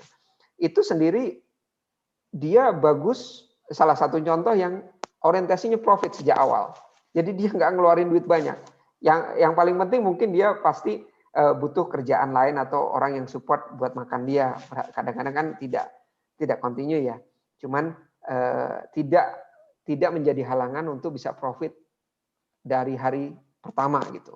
Nah, Mailchimp itu salah satu contoh company yang tidak pakai venture funding. Jadi tidak raise funding dari venture capital, tapi dia menggunakan customer customer revenue. Sama seperti Nixtep saat ini, kita juga bukan VC funded. Artinya kita kebanyakan malah customer funded bicaranya. Jadi kita udah ngitung kalau kita bikin alat kita segini, kita bisa cas begini, dan kebanyakan karena saya sudah bangun lama reputasi yang tadi kenal saya atau kenal reputasi kita tentang kita bisa bikin hardware dan software, mereka berani bayar duluan. Nah, sebagai founder untuk jualan itu biasanya tamengnya itu atau istilahnya orang yang dijual itu kita sendiri dulu gitu. Knowledge kita, kemampuan kita. Makanya itu bisa membuat menjawab pertanyaan tadi, membuat profit dari day one gitu. Gitu. Apa menjawab pertanyaannya, Pak? Baik, baik. Berarti kalau dari penjelasannya mungkin faktor pertama adalah yang harus diperhatikan marketnya ya Pak. Artinya ada yang mau membeli alat kita atau tidak gitu ya. Betul. Dan kita harus bisa meyakinkan orang itu dan kita harus bisa jualan itu. Nah, kalau kita nggak bisa jual itu, nggak bisa yakinin orang bahwa orang itu butuh sampai orang itu ngeluarin duit dan berani komitmen, nggak usah, kadang-kadang kan komitmen itu tidak hanya duit ya Pak ya. Artinya letter of intent, letter of purchase order, karena ketika kita punya purchase order, kita kan sebenarnya nggak perlu ngeluarin duit, kita bisa cari investor yang bisa sharing profit nanti, gitu. Ya, tanpa harus ngebakar duit, intinya kan. Iya. Baik Pak. Ini udah mulai masuk pertanyaan banyak sekali. Mudah-mudahan ini indikator bahwa mahasiswanya pada tertarik. Pertama, dari Iman Herlambang. Iman dulu ya sebelum Pak Saribu ya, Pak Saribu. Oke. Iman, izin bertanya, pada saat kita mempunyai suatu gagasan, mempunyai prototipe dan berencana untuk mewujudkannya, ada beberapa alasan beberapa yang beralasan tidak didukung oleh pemerintah gitu. Apakah dalam pembuatan suatu startup dukungan pemerintah adalah suatu hal yang penting, atau jika mempunyai komitmen tidak harus ada dukungan pemerintah? Nah, silakan Pak. Oke. Ya, saya kira tidak ya, maksudnya tidak perlu dukungan pemerintah sebenarnya. Karena at the end of the day ini about founder dan customer. Jadi entrepreneurship itu kan sebenarnya solving problem. Artinya kita mencari problem, kita kasih solusi. Jadi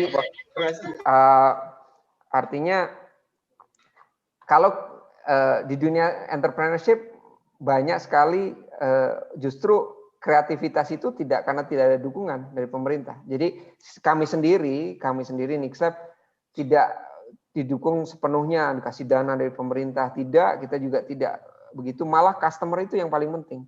Jadi kalau tadi saya kira komitmen akan lebih penting dan passion, dan kita istilahnya kalau bahasa Inggrisnya grinding, jadi artinya kalau emang kita yakin sama ide kita, ya kita pasti menggebu-gebu untuk menjual produk kita. Ya kalau kita punya prototipe nih, prototipe ini berguna misalkan di industri motor gitu.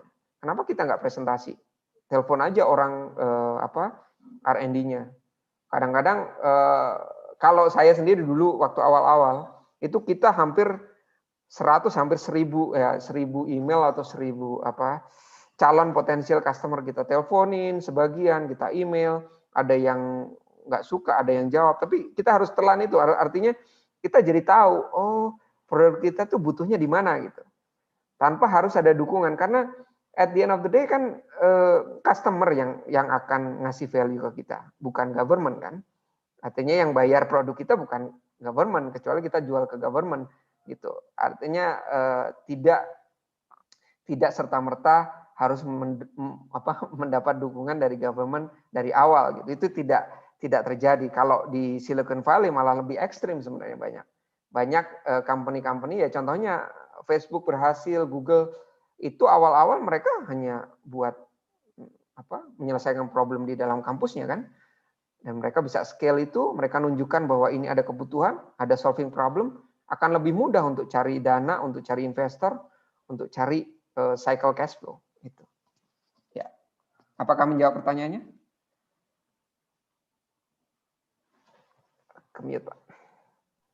Ya, sorry. Bagi Iman yang belum puas, misalkan bisa ngechat lagi di bawah ya. Misal saya puas, saya tidak puas, gitu. Ya, nanti biar silakan. saya tanya lagi. Kita melanjutkan ke pertanyaan berikutnya ya. Ini dari Ivan, pertanyaannya terkait dengan materi minggu depan. Jadi saya skip ya Ivan ya, biar mengikuti perkuliahan minggu depan ya. Ini terkait dengan bagaimana mendirikan niche lab yang Pak Andri miliki dan bagaimana memonetize-nya ya. Saya kira mungkin minggu depan ya Pak Andri ya. Ya, siap. Ya. Baik, kita lanjutkan ke pertanyaannya Stefan Togar Pasaribu. Oke, banyak ini, ada 4. Oke, bagaimana membangun tim terutama founder atau co-founder, kemudian bagaimana financial planning yang baik terutama di era VUCA, meminimalisir resiko yang ada, bagaimana membangun community atau market yang repeatable. Kemudian 4, bagaimana menjaga komitmen dan passion yang ada, terutama ketika internal kita sudah tidak terlalu solid. Terima kasih. Ini nomor 2 saya tidak paham ini VUCA apa ya, tapi mungkin Pak Andri lebih paham kali ya. Coba ya. Di chat box Pak Andri bisa sambil baca. Ya, bisa saya baca. Oke. Silakan Pak. Oke. Saya pertanyaan nomor 1 dulu ya. Iya. Bangun tim, terutama founder dan co-founder. Nah, ini sebenarnya masalah klasik sih. Masalah klasik nggak cuma di luar negeri atau di dalam negeri sih sebenarnya. Karena kan awal-awal kita kalau punya ide, nggak punya duit, nggak punya koneksi, punyanya ide doang. Kadang gimana sih? Oh, kita cari teman yang seirama atau seiringan. Biasanya paling mudah itu rekan kerja atau rekan kuliah biasanya. Dulu terus terang kami kalau saya waktu itu memang dari rumah, dengan istri atau dengan teman-teman waktu kuliah gitu. Meskipun bakal banyak kendalanya karena kita nggak bisa bayar orangnya awal-awal gitu kan, kita nggak punya revenue, gimana sih caranya? Nah, untuk membangun tim biasanya paling bagus itu sebenarnya networking. Makanya tadi saya tekankan networking. Artinya kadang-kadang kan kita suka ada startup meeting atau orang-orang yang antusias untuk membangun suatu startup atau membangun suatu organisasi atau punya ide yang sama gitu. Nah, membangun tim, terutama founder dan co-founder, itu paling mudah dengan networking. Jadi kita nggak usah langsung rekrut mereka. Biasanya paling mudah sih kalau merekrut ya teman yang sudah pernah bekerja lama dengan kita, udah tahu cara kerjanya. Tapi itu juga bukan case yang yang utama gitu. Kadang-kadang orang yang asing yang bagus, kadang-kadang kita bisa ketemuin di komunitas juga gitu. Nah, itu yang pertama. Dan ini juga kita harus hati-hati juga. Kadang-kadang kan ada beberapa kasus gini. Dia membangun perusahaan, terus dia memilih co-founder. Kemudian co-founder ini tiba-tiba pada saat awal kita komit, 50% saham dimiliki dia, 50% saham dimiliki kita. Pada saat berjalan setengah tahun, company udah mulai goyah. Dia keluar lah, tapi dia masih memiliki saham. Nah, ini yang jadi problem kadang-kadang. Wah, gimana nih kalau jalan terus dia masih memiliki saham gitu. Nah, biasanya kalau di startup itu common menggunakan vesting. Artinya vesting itu ya kalau lo nggak kerja 4 tahun nggak dapat 50%. Jadi setahun kalau udah lewat setahun baru dikasih 5% misalkan. Seperti itu gitu. Nah, itu yang pertama ya, bangun tim terutama founder dan co-founder. Kemudian bagaimana financial yang baik. Ini di era VUCA itu mungkin Saya sendiri maaf kurang tahu FUKA itu. Jadi kalau financial yang baik, resiko yang ada ini memang agak sulit, terutama di era yang sekarang, di era COVID dan banyak yang border tutup, artinya kita nggak bisa travel kemana-mana. Kadang yang paling baik sih sebenarnya selalu monitor cash flow. Artinya kita tahu runway kita, jadi runway itu artinya berapa sih duit yang tersisa kalau kita ngejalanin bisnis bulan depan, bulan berikutnya. Kadang-kadang kan kita subscribe software tiap bulan per bulan $10 gitu kan, kita bisa hitung. Terus ngegaji karyawan sebulan berapa, bulan berikutnya berapa, sedangkan cash kita tinggal berapa. Jadi menurut saya lebih ke arah priority. Jadi prioritas mana yang paling penting untuk ngejalanin bisnis ini supaya cycle-nya tetap jalan. Itu yang kedua. Kemudian membangun community atau market yang repeatable. Biasanya kalau kita itu join dengan community yang ada. Jadi artinya kalau dunia kami, dunia photonics, membangun community atau market yang repeatable, kita masuk ke grup-grup komunitas instrumen, komunitas ikutan exponya yang berkaitan dengan bidang kita, itu yang kita akan lakukan gitu. Kita bangun komunitasnya, kita bangun networknya di situ. Kemudian yang keempat adalah menjaga komitmen dan passion yang ada, terutama internal kita tidak terlalu solid. Oke. Jadi, nah itu tadi pada saat kita membangun suatu perusahaan, suatu visi, yang kadang-kadang visi ini bisa berubah-ubah sebenarnya, tergantung market dan kondisi dan timing juga. Nah, komitmen itu biasanya kita jaga dengan membangun culture di company. Jadi company culture kita misalkan, oh saya tidak bergantung dengan berapa jam sih kita kerja gitu.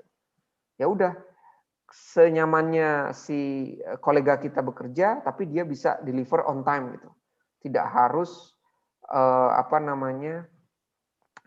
kerja dari jam 8 sampai jam 5 misalkan.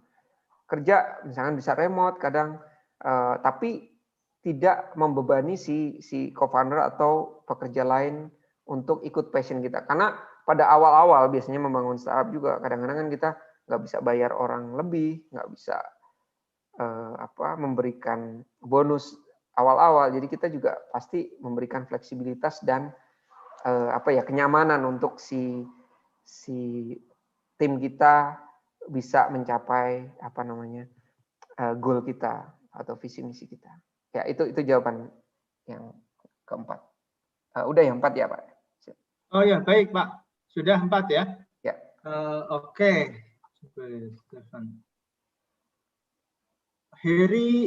Sekarang Heri Tony Andika. Wah, ini pertanyaannya agak bau-bau mistik ini kan. Oke, baik. Izin bertanya, selain didukung dengan teori dan usaha untuk membuat inovasi dan startup, selain itu, menurut saya ada faktor luck atau nasib dalam hal ini yang terkadang beberapa orang sudah berusaha keras melakukan ini, tetapi karena bukan nasib, ini jadi belum sukses gitu. Nah, ini apa pendapat dari Pak Andri tentang opini saya? Oke. Menarik sekali. Oke. Ya, kalau kita bicara dengan luck, artinya banyak orang yang berkaitan dengan luck. Oh, dia beruntung bisa ketemu ini sama ini. Oh, timingnya tepat gitu ya. Tapi kalau saya pribadi, luck itu lebih ke arah persiapan ketemu kesempatan ya. Jadi kayak gini, misalkan orang udah kerja keras nih, tapi mungkin ada faktor yang dia tidak lakukan atau kurang lakukan pada saat itu. Wah, dia kerja kerasnya di labnya dari pagi sampai pagi untuk membuat prototipe itu lebih bagus. Tapi dia nggak pernah ngobrol sama usernya, atau dia nggak pernah networking, nggak pernah cari tahu kemananya gitu. Jadi di timing ini kita nggak pernah tahu kan orang yang sukses sebenarnya lucknya kayak gimana. Tapi menurut saya kalau orang yang persisten atau dia mempersiapkan terus, suatu saat dia bakal punya kesempatan pada saat yang tepat gitu. Jadi artinya ngebangun sesuatu, ya contoh kita mungkin saya awalnya dari kampus Nixlab kita ketemu investor mau yang invest kita gitu. Itu juga menurut saya bukan hanya faktor luck, artinya kita udah siap pada saat itu ketika orang ketemu kita gitu. Nah, berpikir positifnya lebih ke arah gini. Kalau saya lebih positif, kadang kan kita ngejudge kita sendiri, wah saya udah kerja keras nih, tapi kok nggak berhasil ya, jualan aja nggak ada yang datang ke website kita gitu. Wah, nggak laki banget sih ini pas COVID gitu kan. Nah, tapi kalau banyak orang juga yang bekerja kadang nggak pas timingnya, dia nungguin aja. Contoh Linux lah, mungkin banyak orang dulu itu suatu komunitas kan. Komunitas Linux pendirinya dia ngelemparin operating system, komunitasnya makin banyak, tapi menunggu lama sekali untuk diakuisisi. Nah, sekarang kan udah dibeli IBM kalau nggak salah si Red Hat-nya untuk ininya apa namanya company-nya supaya dapat investment atau emang exit gitu. Nah, salah satu kalau luck itu ya itu tadi saya bilang luck itu bagi saya itu lebih ke arah udah siap ketemu kesempatan aja sih. Itu aja. Mungkin menjawab pertanyaannya. Itu pendapat saya. Ya. Terima kasih Pak Andri. Kemudian ini pertanyaan berikutnya, bagaimana cara Bapak menerima tantangan apabila ada kompetitor lain hadir dengan modal yang lebih besar dan layanan yang sama persis, bahkan mungkin lebih baik karena modalnya lebih gede. Oke, gimana Pak? Oke, siap. Sebenarnya kita udah ditantang sering kali ya, maksudnya saya sering dengar berita Nixlab kita bikin instrumen yang agak unik sebenarnya karena kita juga patenin metodenya.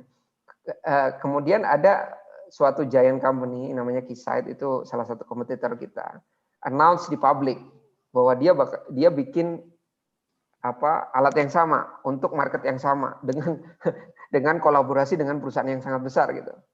At the end of the day, kalau kami sebagai startup itu kelebihan kami daripada si giant company tadi. Artinya gini, kalau di company itu, apalagi yang sudah besar ya, mereka biasanya bikin planning itu sangat lama dan lambat, hierarkinya banyak. Nah, kelebihan kita kalau di startup, kita nggak pernah takut sama yang kayak gitu sebenarnya. Ya jangan pernah takut, karena kita punya kelebihan juga sebenarnya. Kelebihan pertama adalah di speed. Speed dalam artian eksekusi. Biasanya yang kita unggulin daripada di corporate kayak gitu, kalau di startup biasanya kita flat. Artinya kita nggak perlu nunggu general manager untuk bikin decision atau CEO untuk bikin decision ketika customer minta sesuatu gitu. Nggak harus diolah sebagaimana banyak mungkin gitu. Nah, ini yang membedakan sebenarnya dengan startup. Nah, contoh aja gini lah, beberapa company kayak dulu misalkan Kodak atau Nokia, kalau dia telat berinovasi, akhirnya kan juga terhantam oleh inovasi iPhone gitu. Pada saat itu iPhone juga nggak ada apa-apanya, nggak ada yang bahkan ceritanya kan waktu di Nokia itu sebenarnya engineer dari Nokia itu sudah memprediksi ini kayaknya si Apple lagi ngeluarin produk nih, lagi diem-diem nih. Tapi mereka udah cepet nih, udah bisa bikin ini. Kita juga sebenarnya bisa bikin ini. Nah, karena kecepatan internal dari si Apple ini, kalau saya cuma juga sharing Apple ini sekarang juga dia bekerja di dalam organisasinya itu seperti startup sebenarnya. Jadi nggak ada hierarki yang kayak model bisnis konvensional di mana nanti semua harus report general manager gitu. Semuanya expert di situ. Sehingga cycle development time terus cycle itu akan menjadi suatu advantage buat startup. Jadi menurut saya nggak perlu takut sih artinya mungkin lebih baik karena modalnya lebih besar. Makanya tadi ada beberapa knowledge, capability dan itu memang harus sangat kuat ya di startup itu. Karena eksekusi harus cepat, knowledge kita juga harus cepat gitu. Nah, kalau cara menerima tantangan sih lebih ke ya kita jabanin aja sih. Makanya bekerja lebih keras intinya. Ya. Mungkin selanjutnya udah jelas pertanyaannya, jawabannya. Baik. Sambil menunggu Mr. Hamdi Hidayat memberikan respon. Saya terus terang nih sejak awal ini perkuliahan saya ingin merancang ini di akhir perkuliahan ini, output ini mahasiswa bisa menelurkan ide-ide inovatif ya. Ya tentu dengan dengan belajar, maksudnya melihat perkuliahan kemudian langsung hands on gitu. Nah, kira-kira nih karena latar belakangnya apa? Latar belakangnya karena saya melihat banyak peluang nih di Indonesia. Misalkan dari Kementerian Pendidikan Tinggi saja wadah yang untuk menyalurkan ide-ide kreatif itu ada PKM. Kalau yang tingkat nasional ya.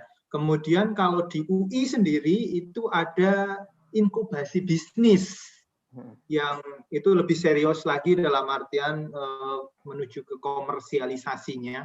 Kemudian di tingkat dikti juga ada yang istilahnya untuk link and match gitu ya, antara industri dengan akademisi. Kemudian di sektor swasta juga banyak event-event yang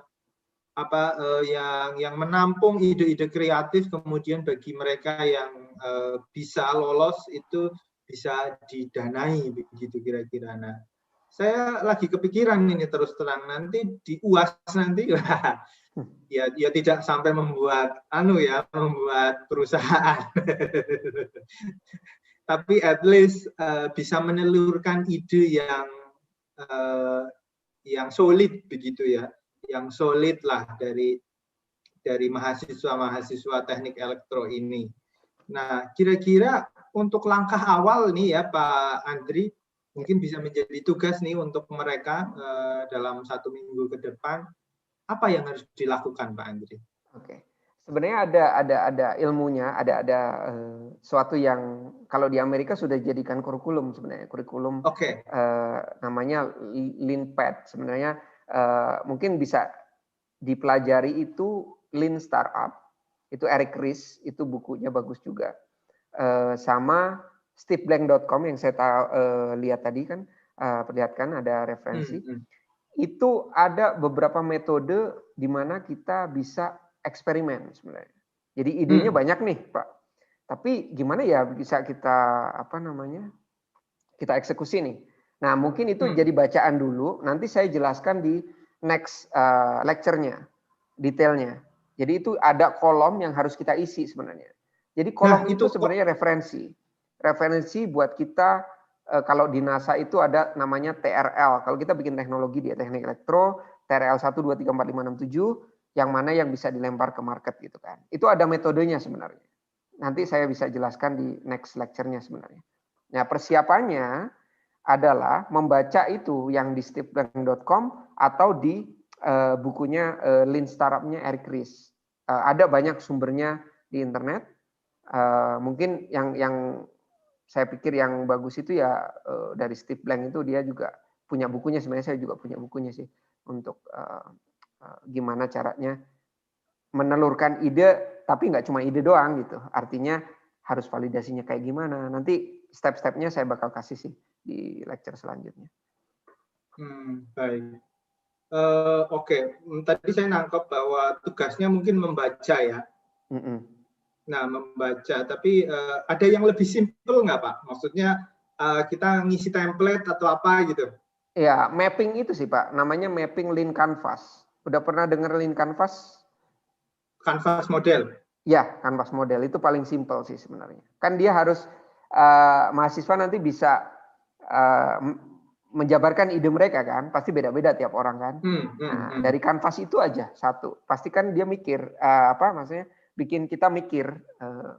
Nanti ide itu akan evolve banyak ketika kita udah dealing sama customer, dealing sama supplier dan lain-lain kan. Nah itu yang mungkin form yang harus diisi dulu sih sebenarnya. Nanti kita bisa evaluasi bareng. Oke, baik. Nah, ini terus terang saja Pak Andri, kalau misalkan saya ingin melibatkan Pak Andri, kira-kira apa ya namanya, Pak Andri bisa ngecek berapa dokumen? Ya, kalau paling mudah sih sebenarnya kalau bisa sih dibikin tim ya Pak ya. Iya, Artinya, rencananya ya. Iya, rencananya mau saya bikin tim, tapi maksudnya saya tidak ingin memberatkan Pak Andri juga. Kita cek bersama nanti. Ya. Tapi kira-kira yang kira-kira bisa kita seurusi ada berapa dokumen nanti dari jumlah dokumen yang akan kita evaluasi bareng. Nah dari situ kita bikin timnya akan sesuai dengan jumlah dokumen itu gitu. Oke, boleh Pak, boleh. Mungkin ya kalau sekarang bisa dibagi 10 atau 20 tim atau gimana Pak? Saya nggak tahu seluruhnya, saya nggak tahu jumlah mahasiswanya soalnya. Jadi kalau bisa 10 sampai 20 tim, nanti itu bisa dijabarin dulu di Canvas, mereka diskusi, nanti kan bisa dicurahkan kan, karena itu juga bagian dari inisialisasi teamwork-nya kan. Artinya semua orang boleh punya ide, kadang kan skill tiap orang berbeda, ya kan. Experience-nya juga pasti berbeda. Itu yang bakal memperkuat probability sukses dari sebuah ide sebenarnya ke inovasi. Baik. Mungkin saya putuskan saja kali ya, karena ini sebenarnya ada 2 kelas, total sekitar 140 mahasiswa. Oke. Jadi tiap kelas saya desain 10 tim kali ya. Boleh. Iya, 10 tim biar nggak terlalu banyak juga dan tidak terlalu kebanyakan orang. Siap. Iya. Baik. Jadi siap-siap ini mahasiswa membuat tim untuk satu kelas. Kelas Senin membuat 10 kelompok dan kelas Kamis membuat 10 kelompok. Untuk kelompoknya bebas, nanti untuk daftar anggotanya bisa disubmit di emas.com. emas.uiacid. Jadi minggu depan selain rangkuman hari ini, saya harapkan Anda membuat sebuah tim ke depan. Nah, tolong dipastikan tim ini akan sampai dengan UAS, ujian akhir semester. Kabar baiknya UAS-nya tidak konvensional. Nanti akan kita desain. Rancang goalnya adalah membuat sebuah ide, inovasi. Gitu. Iya. Oke. Baik. Wah, udah tepat nih 11.39 AM. Sudah di penghujung acara. Kembali lagi saya ingin mengucapkan terima kasih banyak pada Pak Dr. Andri Mahendra atas waktunya. Mudah-mudahan tidak bosan untuk sharing ilmunya dan bisa tetap sehat, menjaga protokol kesehatan, bisa ketemu lagi di minggu-minggu berikutnya. Oke, siap. Terima kasih banyak, Pak. Terima kasih semuanya juga. Iya. Saya boleh minta ininya, mungkin kamera Pak Andri bisa di-on-kan gitu biar. Saya kelihatan nggak Pak? Belum. Saya sudah on sih sebenarnya dari tadi, tapi kok hilang ya? Belum. Saya ulang aja Pak ya? Atau gimana? Iya boleh, live dulu nggak apa-apa, nanti ini apa? Ya, bentar, saya coba ulang.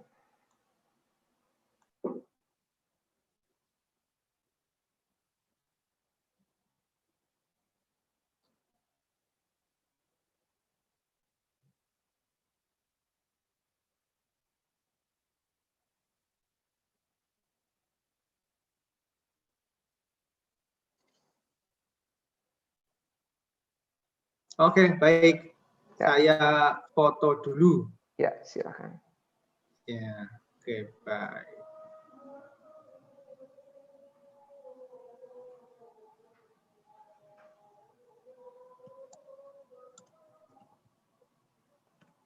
Baik, terima kasih Pak Andri atas waktunya. Kita sudah sampai penghujung acara. Terima kasih semuanya, adik-adik mahasiswa, tetap jaga kesehatan biar kita bisa survive sampai vaksin ditemukan. Ya, terima kasih. Semuanya saya tutup. Assalamualaikum warahmatullahi wabarakatuh. Waalaikumsalam. Terima kasih Pak semuanya. Ya, terima kasih. Terima kasih. Terima kasih, Pak. Terima kasih Pak Andri. Terima kasih semuanya.